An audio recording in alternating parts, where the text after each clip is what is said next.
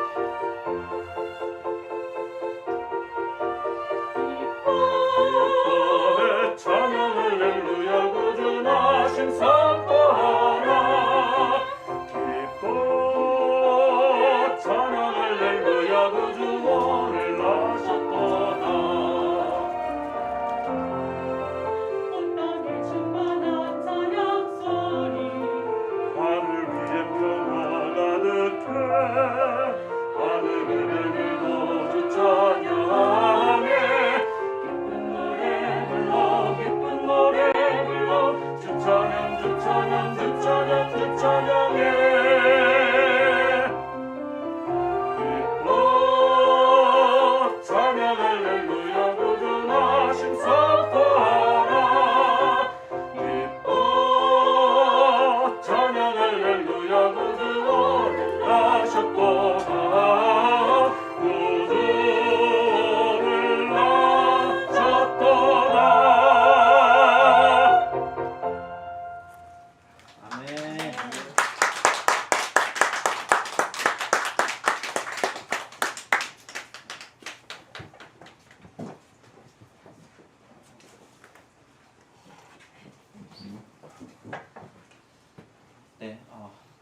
멋지고 귀한 찬양곡들 500명 성가대가 아주 멋지게 찬양해 주셨습니다.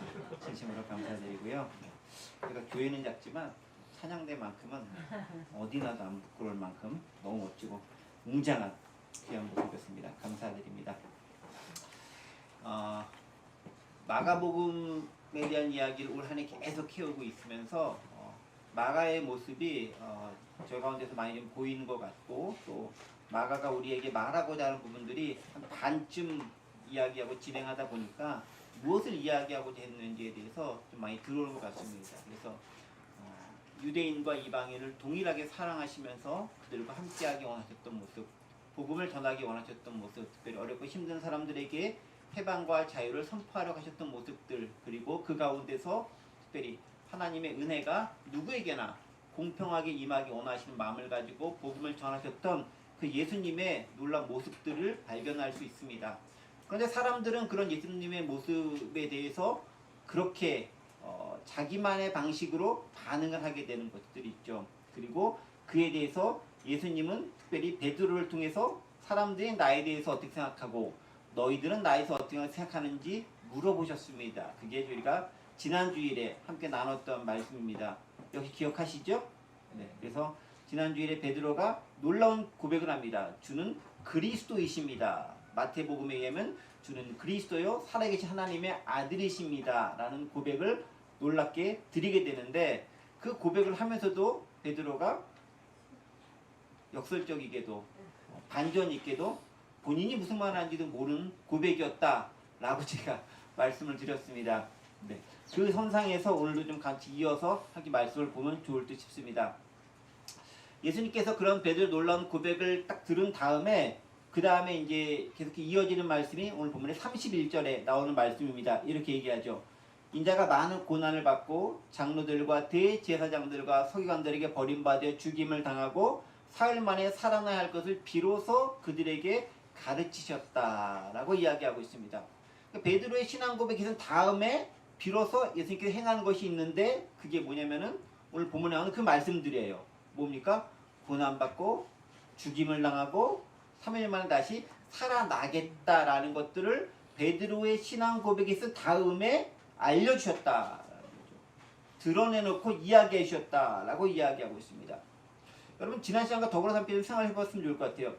베드로의 신앙 고백, 어떤 고백이었습니까? 주님은, 여기서 말하는 주님은 로드 할 때 주님이 아니라 당신은 높임말, 스라고 하는 헬라어를 나서 이제 유라는 단어를 쓴다 그랬죠. 당신은 그리스도이십니다, 메시아입니다 라는 놀라운 고백을 하게 되는 거죠. 그리고 마태복음에 의하면 하나님의 아들입니다 라는 고백을 하게 됩니다. 그런데 세상 사람들은 예수님을 어떻게 이해하고 있었다 그랬죠? 선지자, 또 세례요한, 또 뭐 엘리야, 또 뭐 예레미야, 뭐 이런 부류를 이해하고 있었습니다. 그리고 또 어떻게 이해합니까? 자신들의 필요를 충족시켜 주실 분으로 이해했습니다. 내가 아프면은 고쳐 주실 분, 내가 외로우면은 상담해 주고 위로해 주실 분, 내가 닫혀 있으면은 열려 주실 분들, 내가 병들어 있으면은 낫게 해 주실 분들, 내가 시각장애인이면 눈을 뜨게 해 주시는 분으로, 귀신에 갇혔으면 그 귀신으로부터 해방시켜 주시는 분으로, 그들은 나의 필요를 채워 주시는 분으로 예수님을 이해했습니다. 베드로의 이해는 뭐였죠? 지난주에 봤던 것처럼 메시아를 제대로 잘 이해했습니다. 그런데 그 메시아가 어떤 메시아였습니까? 베드로의 고백은 주는 메시아입니다 라고 고백했지만 여전히 베드로가 가지고 있었던 메시아에 대한 상이 있었죠. 어떤 상입니까? 유대인을 위한 메시아, 유대 민족을 전 세계 가운데서 군림하는 놀라운 나라로 만들 그런 메시아, 다윗 왕국의 영화를 재현한 그런 메시아로서 예수님을 이해했고 그렇게 고백했다라는 거죠. 그러니까 입술로는 주는 그리스도십니다 라고 고백했지만 그 가운데서 그 메시아라는, 그 그리스도라는, 그 예수님이라는 상은 뭐였습니까? 유대인으로서의 정체성을 여전히 가지고 그 안에서 벗어나지 못한 채 고백할 수밖에 없었다라는 것이죠. 그런데 예수님이 말씀하신 참다운 메시아의 모습은 무엇입니까? 그게 오늘 본문에 드러나는 거죠. 무엇이었습니까? 고난받고 그 다음에 십자가에서 죽임당하고 그리고 부활하신 예수님이다라는 거죠. 예수님께서 말씀해 주시고 원하고 싶고 사람들이 알아야 될 메시아의 모습은 이거인 거예요. 고난받고 그리고 십자가에 죽임을 당하고 그리고 3일 만에 다시 부활하신 분으로서의 메시아, 그 방식으로서 사람을 구원할 메시아로서가 예수님이 사람들에게 진짜 알리고 싶고 제자들이 반드시 알아야 할 모습이었다라는 건데, 사람들과 제자들은 그 모습을 제대로 이해하지 못했다라는 것입니다. 자, 그런데 여기서 지난 시간에 제가 언급하지 못했던 한 두 가지를 좀 생각해 볼 필요가 있습니다. 먼저 이겁니다. 고난이 있고요, 죽음이 있고 부활이 있는데 이 세 가지 순서가 무척 중요하다라는 거예요. 오늘 본문 31절 보세요. 인자가 많은 고난을 받고 장로들과 대제사장과 서기관들에게 버림받아 죽임을 당하고 사흘 만에 살아나야 되고, 고난과 죽음과 부활이 연결되어져 있는데 이게 순서가 절대로 바뀌면 안 된다라는 거죠. 그러니까 처음에 예수 그리스도가 가는 길이 그 길이라는 거예요. 고난받고 죽임당하고 부활하신 모습으로서의 메시아가 그 안에 들어가 있다라는 거죠. 우리가 주님의 길을 같이 가야 될 사람이라면, 주님을 따르는 삶이라고 한다면은 그 길의 방식이 그대로 우리에게도 적용될 수 있다라는 거예요. 별로 우리는 원하지 않는 모습일 수 있는데 처음부터 부활, 영광 그러면 얼마나 좋아요. 그런데 예수 믿는 것이 고난과 나의 죽음과 그것을 넘어선 부활로 이어질 수밖에 없다라는 것들을 기억할 필요가 있다라는 거예요. 그래서 우리의 삶을 한번 돌이켜볼 필요가 있는 거예요. 나는 지금 어디쯤 가서 그리스도의 길에 동참하고 있는 것인가? 고난의 자리에 동참하고 있는 것인가? 그것이 없다면 난 아직 그 길에 들어서지도 못한, 즉 세상 사람들이 알고 있고 믿고 있고 그렇게 됐을 원하는 그 정도 수준의 예수님만을 믿고 있는 것이 아닌가라는 거죠. 그 수준 넘어서서 베드로 단계까지 들어서고 그 다음에 예수님께서 원하신 단계까지 나아가야 되는데 아직 턱없이 부족한 단계일 수도 있다라는 거예요. 그 부분을 우리는 염두에 둘 필요가 있다라는 거죠. 자, 그 다음에 또 한 가지 우리가 놓치지 말할 중요한 것이 있습니다. 31절 가만히 보세요. 인자가 많은 고난을 받는다라고 되어 있습니다. 그런데 어떤 누구로부터 고난을 받나요? 보세요. 장로들, 대제사장들, 서기관들에게 버림받아 죽임을 당한다고 되어 있어요. 그 당시가 로마의 압제에 있는 시대잖아요.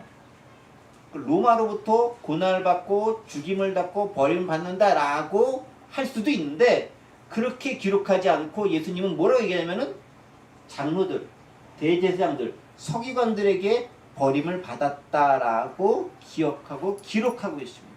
여기서 말한 구체적인 것은 사내들인 공예를 비롯한 유대의 종교 정치 지도자들을 일컫는 그런 말들일 거죠. 여러분 그렇죠. 고난은 어디서 받습니까? 차라리 외부에서 오는 고난은요, 외부의 고난이기 때문에 쉬워요. 쉽지 않은데 쉬워요. 왜냐하면 적이 분명하잖아요. 그러니까 피와 구분이 명확하기 때문에 어쨌든 견디자, 딱 견디면 되는데 내부로부터 오는 고난은 무척 힘든 거예요. 같은 동지라고 생각했는데, 같은 동료라고 생각했는데, 같은 믿음을 가지고 생각했는데 가만히 보니까 이 사람이 나를 핍박하는 사람이고 힘들게 하는 사람이고 어렵게 하는 사람이에요. 여러분 근데 진짜 힘든 문제는 내부에서 발생하는 문제라는 거예요. 예수님도요 굳이 지칭하잖아요. 딱 보세요. 장로, 대제사장, 서기관. 로마 시대의 사람들 아무도 지칭하지 않잖아요. 평민들, 서민들 나오지 않잖아요. 장로, 서기관, 대제사장들. 그 당시 최고 종교 지도자들이 예수님을 가장 핍박하고 그들로부터 버림받은 죽임을 당했다라고 기록하고 있습니다. 진짜 믿음을 가지고 있다 보면요, 나도 모르는 사이에 나와 비슷한 것으로 알았던 사람들로부터 어려움과 배신을 당할 수 있다라는 거죠. 우리는 그 점도 각오할 필요가 있다라는 거예요. 같이 교회를 다녔는데 같은 믿음 생활을 한 것 같은데 그런데 다를 수 있다는 거죠. 왜 다른가요? 예수님에 대한 이해가 달랐기 때문에 다른 거예요.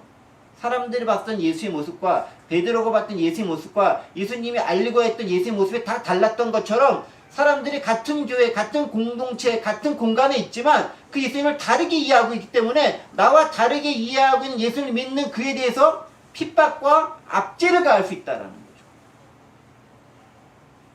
여러분 그래서 우리 전체 기독교 역사를 봐도 그렇고 또 우리 한국 사회를 봐도 마찬가지인 거예요. 어떤 예수를 믿고 있느냐. 똑같은 예수 같은데 똑같은 예수가 아니다라는 거예요. 참 신기하죠. 그런 놀라운 특징들 가운데 있다라는 것입니다.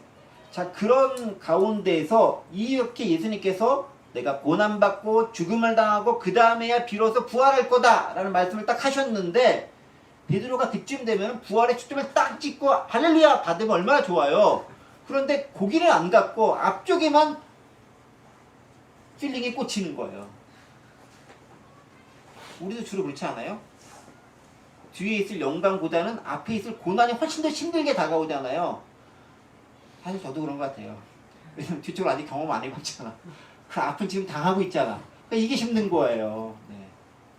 근데 어쨌든 소망이 있어야 지금 이길 수 있는 힘이 생깁니다.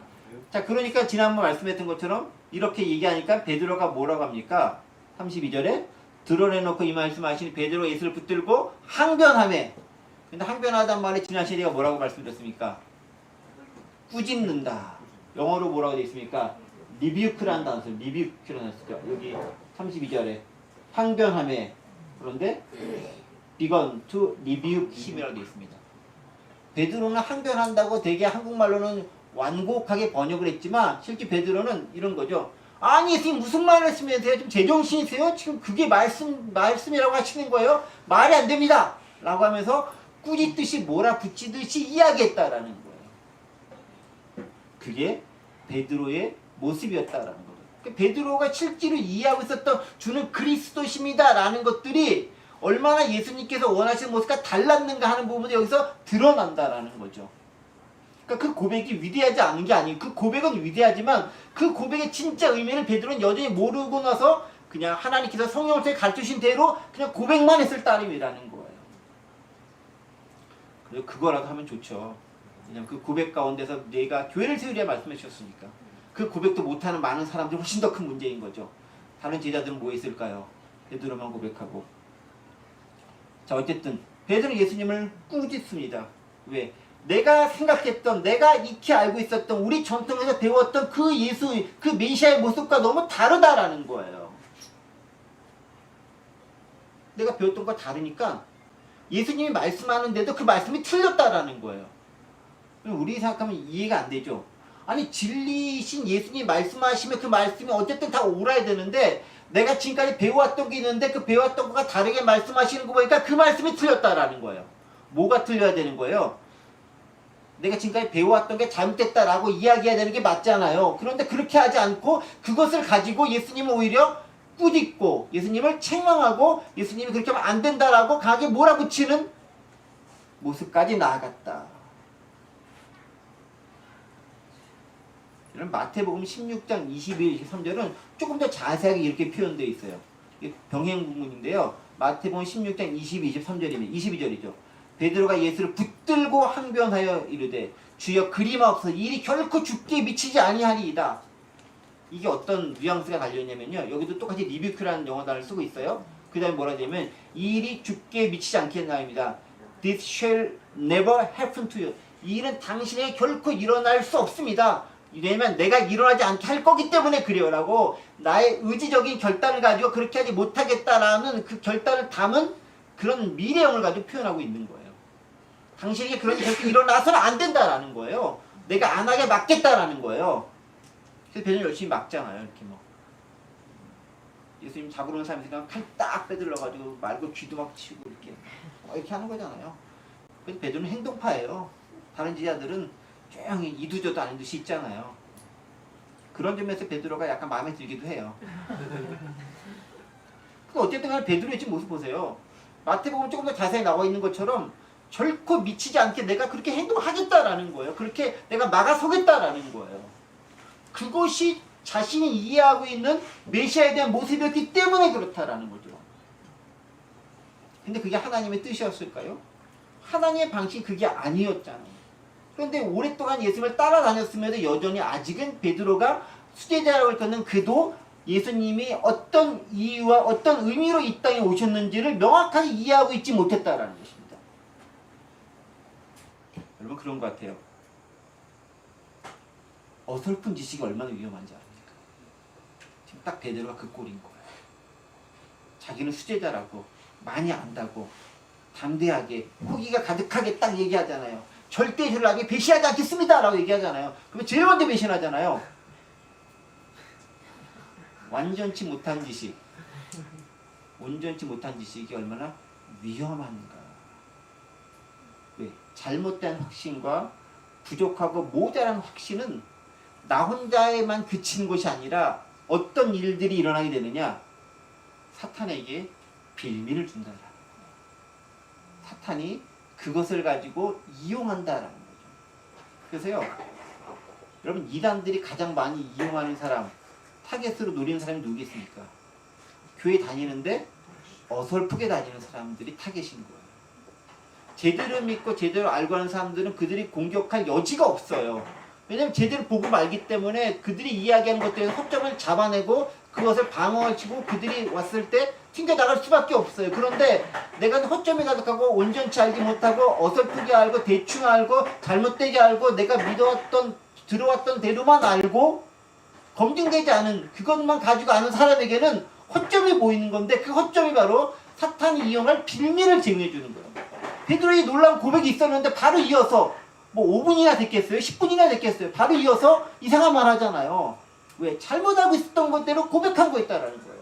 고백 자체는 훌륭했는데 그 고백에 숨겨진 베드로의 저의 자체가 왜곡되고 잘못됐기 때문에 사탄이 바로 그걸 이용할 수밖에 없었다라는 거예요. 복음의 진리를 바로 이해하지 못하면 참다운 기독교인들은 오히려 핍박을 당하는 일이 발생한다라는 거예요. 기독교인이 기독교인을 핍박하는데 복음의 진리를 제대로 알지 못하는 사람들이 확신을 가지고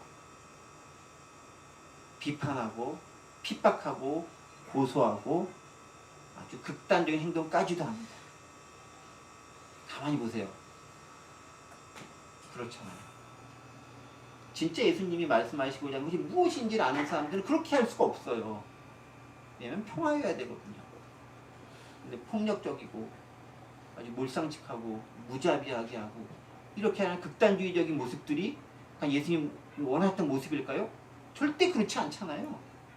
잘못된 방식으로 믿고 잘못된 방식을 알았기 때문에 잘못된 지식을 주관하고 있었고 그 가치관대로 믿어왔고 확신했기 때문에 엉뚱한 결과 자신도 모르는 사이에 사탄에게 이용을 당할 수도 있었다라는 거죠.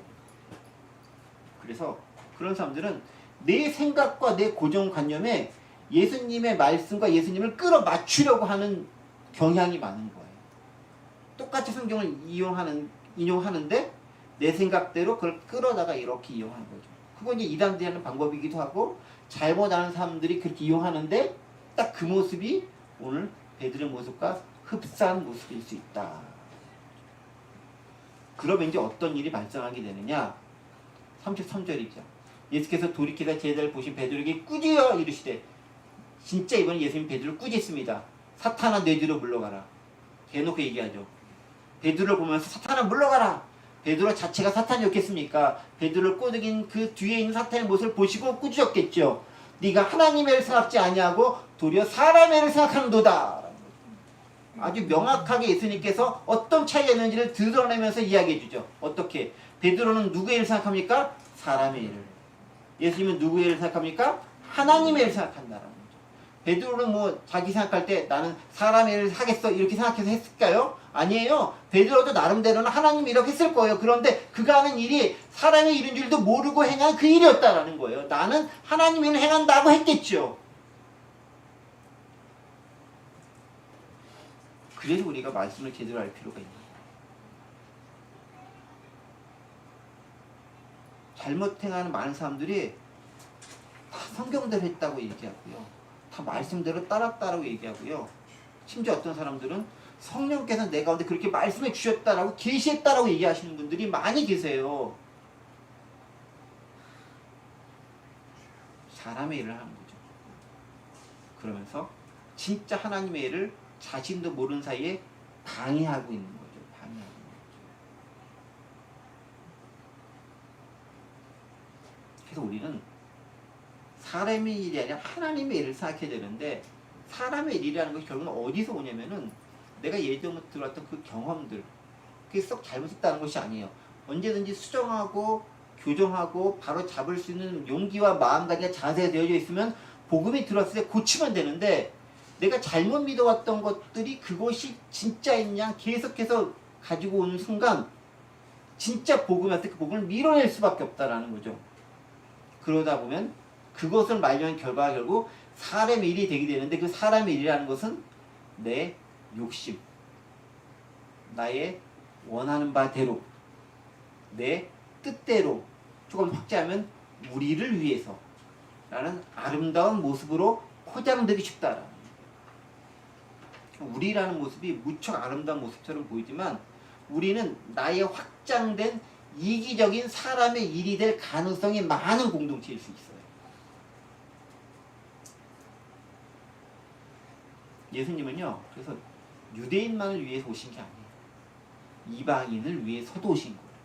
마가복음 저희가 계속 보면서 발견하잖아요. 유대 지역과 이방 지역 계속 왔다 갔다 하시면서 동일하게 복음을 전하는 거잖아요. 우리만 그거 없잖아요. 다 전하시는 거잖아요. 바로 그런 모습들이죠.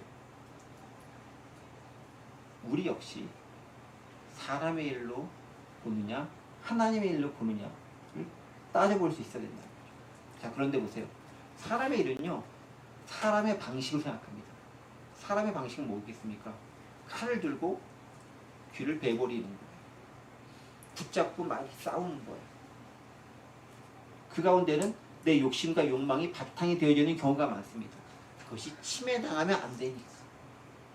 그러다 보니까 그의 결과가 사람의 일의 최종적인 결과 모습이 뭐였습니까?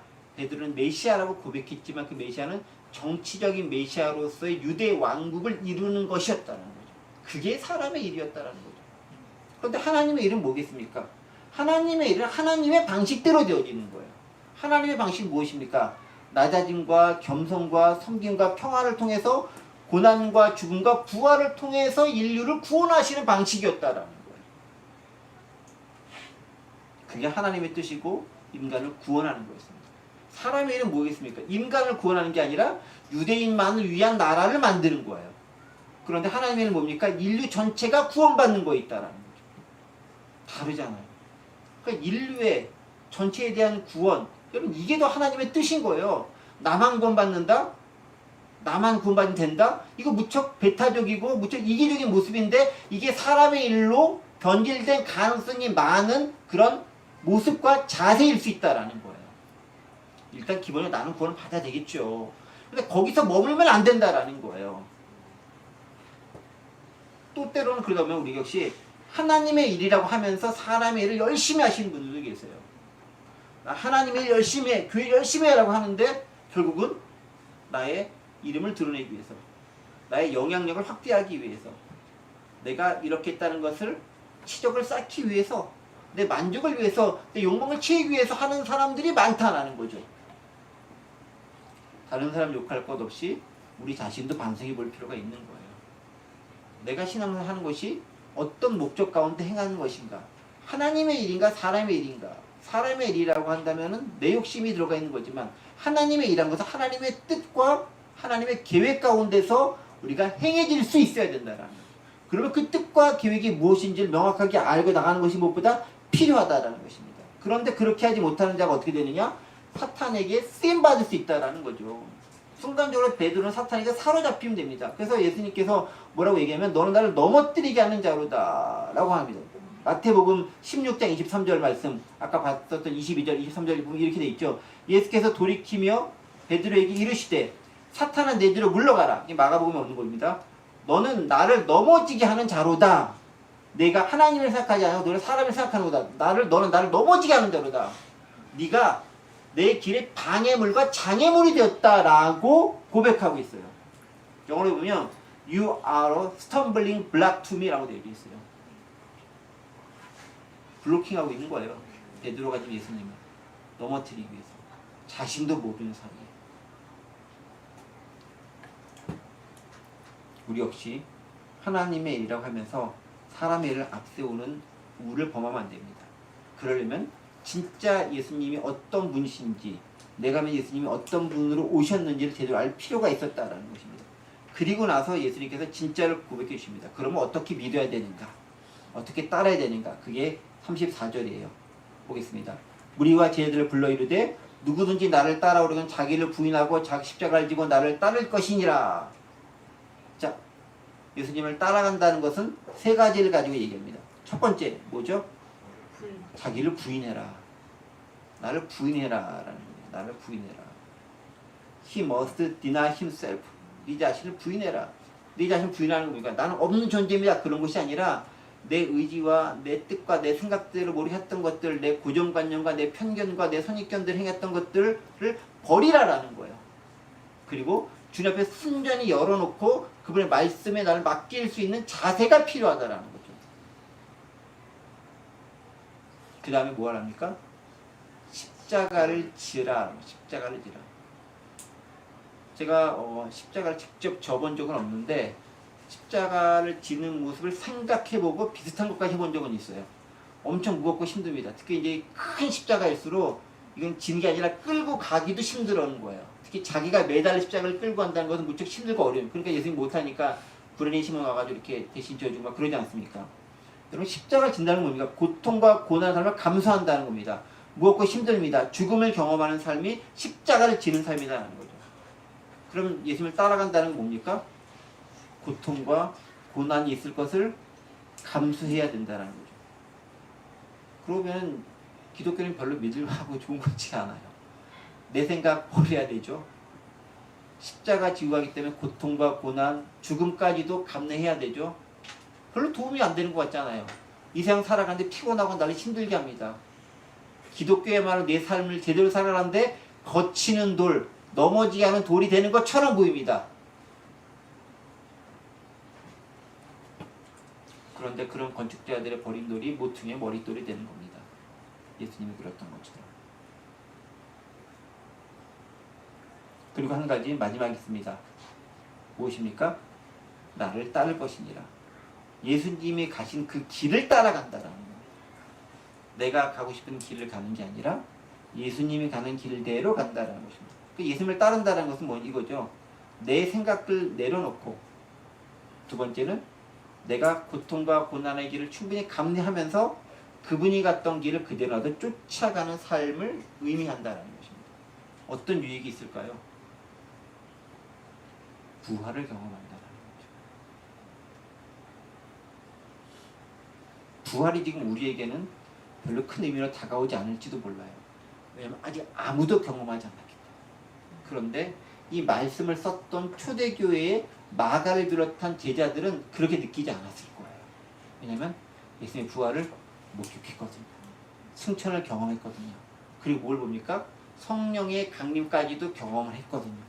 그래서 그들에게 있어 예수의 길을 따라간다는 것은 고난과 십자가의 그 힘들고 어려움이 부활이라고 하는 그 찬란함에 비하면은 정말 견딜 수 있을 만한, 충분히 감당할 만한 것이라는 확신이 그들 가운데 가질 수밖에 없었을 거예요. 그래서 이렇게 담대하게 이야기하는 거죠. 그리고 그렇기 때문에 예수님도 제자들에게, 베드로에게 이 고난과 십자가를 통한 메시아로서의 모습을 신앙 고백 다음에 말씀하신 이유가 있는 거예요. 아직 네가 경험해서 아는지 모르겠지만 이제 네가 십자가와 부활이 경험된 다음에 내가 말하는 그 메시아의 참된 의미가 무엇인지 비로소 알게 될 것이다 라는 거죠. 그럼 언제 깨달아요? 오순절 성령 강림을 인해서 비로소 온전히 깨닫게 된다는 거예요. 그리스도의 체험이 우리 가운데 있다라는 것입니다. 그런데 그 길을 간다는 것은 어떤 길입니까? 그게 35절, 38절 가운데 있는 거예요. 자기를 부인하고 십자가 지고 주님을 따른다라는 것에 대한 구체적인 삶의 모습, 어떤 것이냐?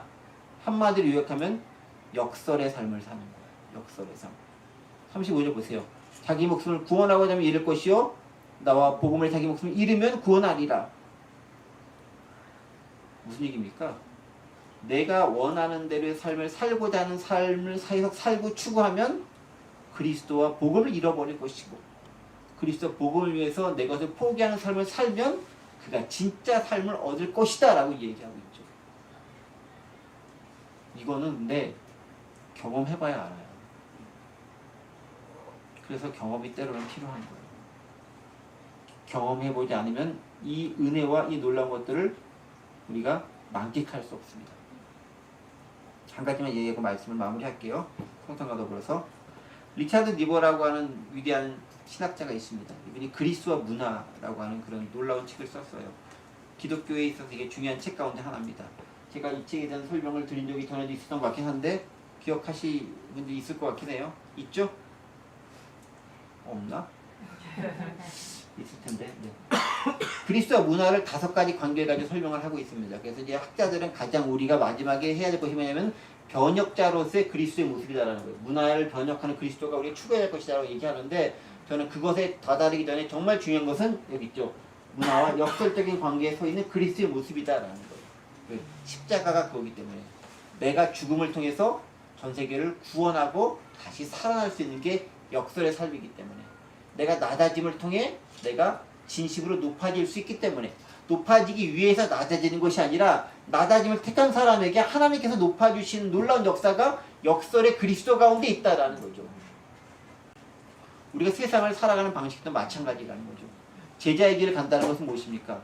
세상을 그대로 덧입고 간다라는 것이 아니에요. 왜냐면요, 오늘 말씀 보면 있지만은 이 세상은 악하고 음란한 세상이다 라고 이야기하고 있어요. 38절 누구든지 이 음란하고 죄 많은 세대에서 나와 내 말을 부끄러워하면 인자도 아버지의 영광을 거룩한 천사들과 함께 올 때 그 사람 부끄러워하리라. 세상을 딱 정을 내리잖아요. 악하고 음란하다 본받지 말아라 라는 거예요. 그럼 어떻게 살아라? 제자의 길의 삶을 제대로 따라 살아라는 거예요. 그런 삶을 살았을 때 인자가 다시 올 때 그를 맞아주고 인정해 준다라는 거예요. 세상 방식 그대로 살았을 때 어떻게 한다? 모른 척 하신다라는 거예요. 그래서 우리가 주님의 방식대로 사는 것이 어렵지만 역설적으로 쓴다는 건 쉽지 않지만 그렇게 살아가는 것은 마지막 순간에 그분께서 우리를 인정해 주실 것을 믿는 믿음 가운데 있기 때문에 그러합니다. 근데 이런 모습과 이런 설교가 이런 말씀들이 요즘 시대에는 별로 어필이 되는 것 같지 않아요. 제가 봐도 별로 여러분들의 도움이 되는 것처럼 들려지지가 않아요. 이 어렵고 힘든 세상에 잘 먹고 잘 살고 어떻게 하면 좀 누릴 수 있는가를 많이 얘기하면 좋겠는데 역설적이게도 복음의 진리는 낮아짐과 겸손과 고통과 고난 가운데 살았을 때 진짜 평화를 경험한다라고 얘기하고 있어요. 그리고 그것은 경험해 보지 않으면 모른다라는 거예요. 저는 그런 의미에서 여러분들이 그것을 많이 경험했으면 좋겠어요. 여러분 오늘이 크리스마스잖아요. 성탄절이잖아요. 12월 25일이 딱 예수님 오신 그 날인지는 정확하지 않아요. 다만 그 날이 우리 예수 그리스도 오심을 기념하는 날인 것은 분명합니다. 왜 오셨습니까? 이 땅 가운데서 하나님의 신이 마음껏 누리고 즐기고 막 이렇게 다 갖기 위해서 내가 지은 창조물과 더불어 내가 방탕하면 막 누리자 이런 마음으로 그분이 오신 거 아니잖아요. 성탄이 우리는 왜 즐거워합니까? 그분이 가장 연약한 모습으로 가장 낮아진 모습으로 오셨기 때문에 우리에게 구원을 준 그 은혜 때문에 성탄이 기쁜 거잖아요. 성탄 의미는 거기 있어요. 그분의 고통과 고난과 십자가가 성탄의 가장 근간을 이루는 거라는 거예요. 기쁘고 즐겁고 행복하고 화려한 모습이 아니라 사실 고난과 애통과 십자가를 염두에 두고 그것을 통해서 가야 되는 길이 성탄인 거예요. 그거 예수님께서 이 땅에 오시길 원하실 만한 그런 방법과 그런 길이었겠어요? 그냥 모든 걸 다 누리면서 신으로 존재하는 게 좋지 인간의 부족하고 연약한 모습만 인간을 와가지고 모욕과 멸시당하고 배신당하고 십자가 고통스럽게 죽고 그걸 경험하면서 인간을 꼭 구원해야 됐을까요? 근데 그게 사랑이라고 표현한다는 거죠. 그래서 제자의 길을 간다는 것은 십자가의 길을 간다는 것은 그 낮아지심으로 오신 예수 그리스도를 그대로 따라간다라는 거죠. 그러니까 성탄은 그런 의미에서 낮아짐의 첫 시작이다라고 볼 수 있는 거예요. 우리 그런 의미로 성탄을 좀 이해하면 어떨까 싶습니다.